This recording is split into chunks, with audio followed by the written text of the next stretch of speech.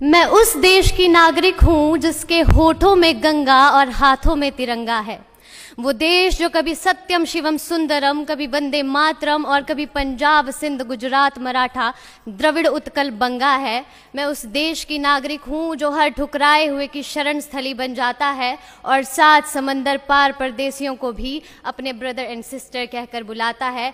यही प्रेम की पूज्य भूमि भारतवर्ष कहलाता है, भारतवर्ष कहलाता है।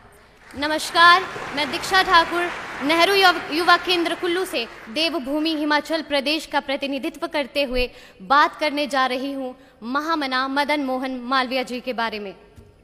1857 की क्रांति की सफलता के बाद भारतीय जनमानस निराश सा हो गया था।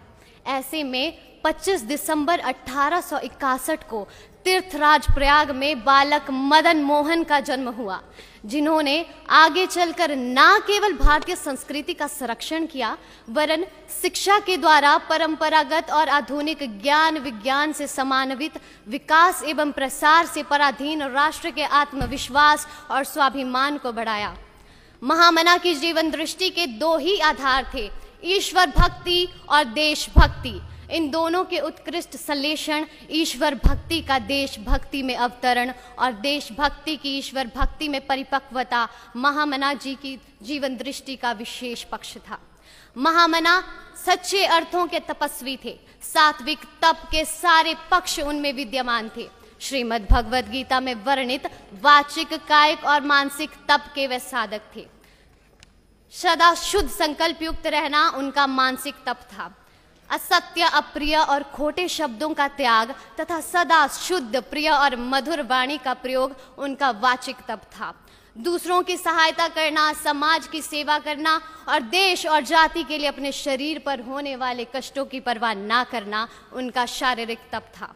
महामना प्रखर राष्ट्रवादी और उच्च कोटि के देशभक्त थे। वे जाति, भाषा, संप्रदाय और क्षेत्र के आधार पर भारतीयों के मध्य बढ़ते दुराव को समाप्त कर देश को एक शक्तिशाली राष्ट्र और संप्रभु देश के रूप में देखना चाहते थे। अपने इन्हीं सपनों को साकार रूप देने के लिए और शिक्षा के व्यापक प्रचार प्रसार के लिए महामना ने काशी में हिंदू विश्वविद्यालय की स्थापना की। इस विश्वविद्यालय की स्थापना से महामना की परिकल्पना ऐसे विद्यार्थियों को शिक्षा प्रदान कर देश की सेवा के लिए तैयार करने की थी जो आगे चलकर देश के मस्तक को गौरव से ऊंचा उठा सके। तो आइए आज हम सब भी ये प्रण लेते हैं कि हम आगे चलकर हर वो संभव कार्य करेंगे जिससे हमारे देश का मस्तक गौरव से ऊंचा हो सके। जय हिंद, जय भारत।